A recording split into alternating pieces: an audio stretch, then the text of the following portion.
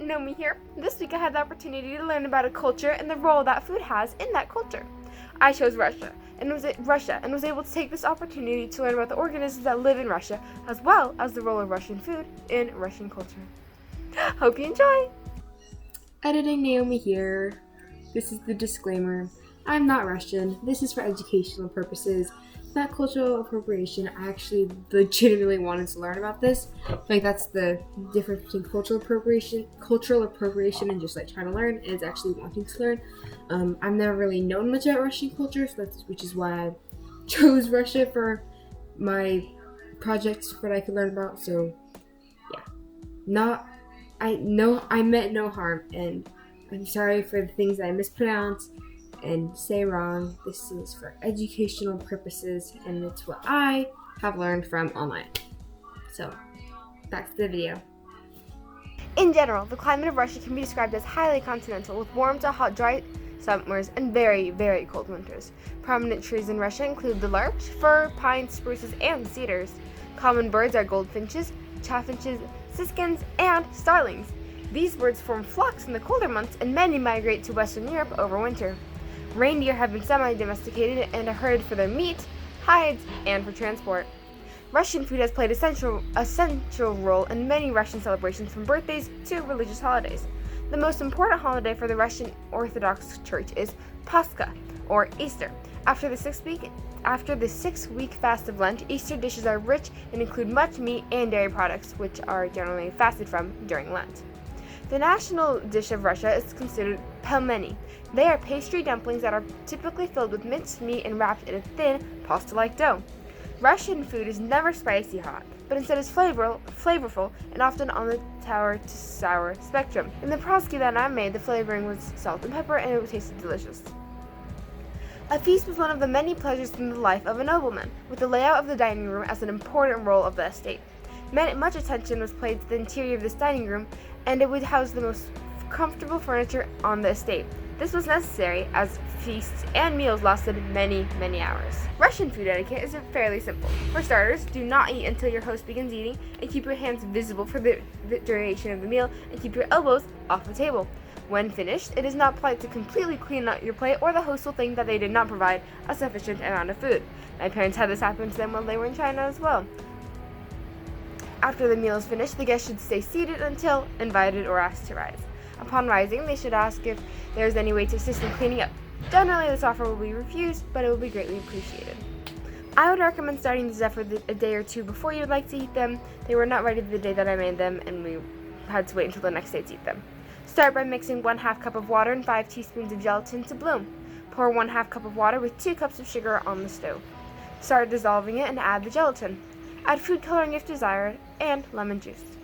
I transfer the syrup into a different container and put it in the freezer so it would cool quickly.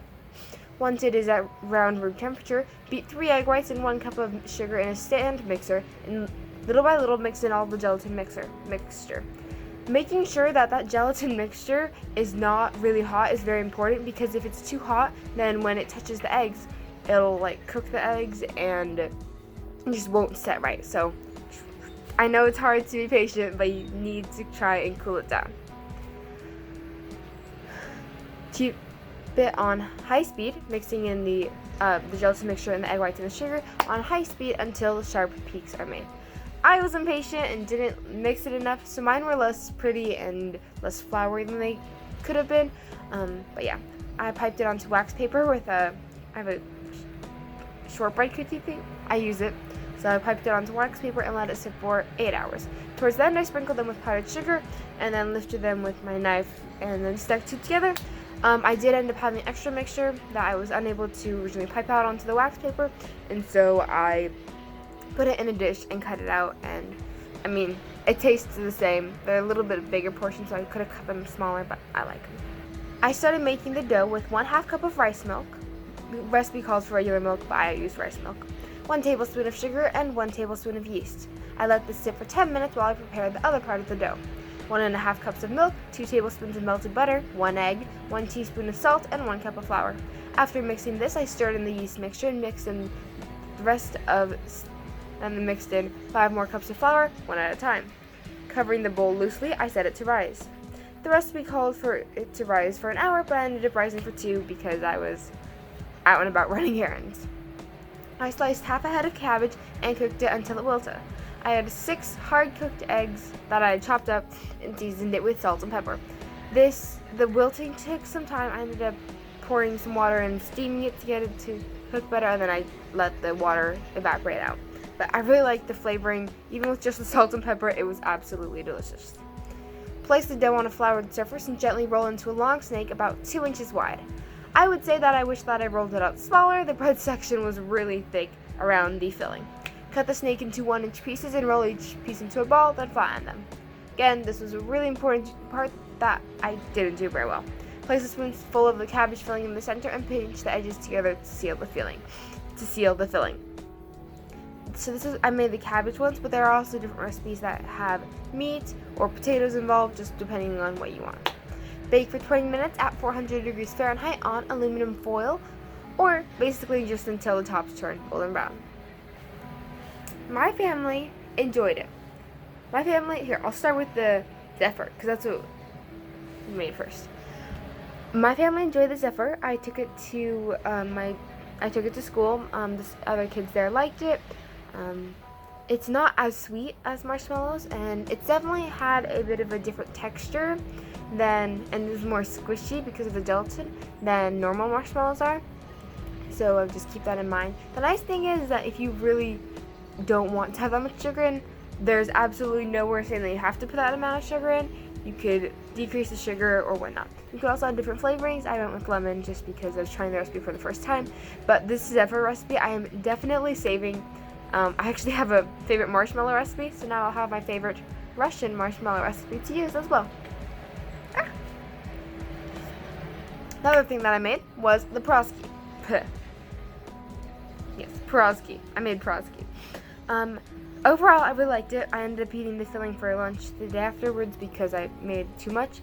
One thing that I will say is that, I feel like I've said it a billion times, but my bread, like, around the filling was really, really thick. I hadn't counted on it getting even bigger while it was in the oven, so I really should have rolled it out even thinner.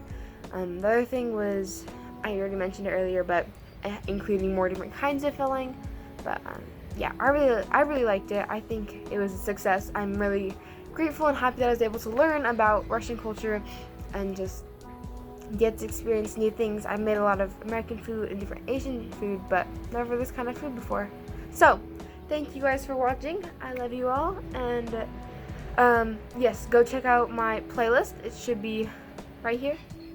My playlist will be showing up on the screen right now of my other cooking videos, so go check that out.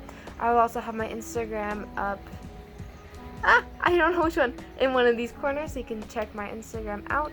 And yeah, I love you guys, and thank you for watching to the end of this video. Let me know if you like this style of video. I kind of like the more rambly side of it personally. Short videos are nice too, but I like this style better. So I love you guys. Let me know what you think, and bye!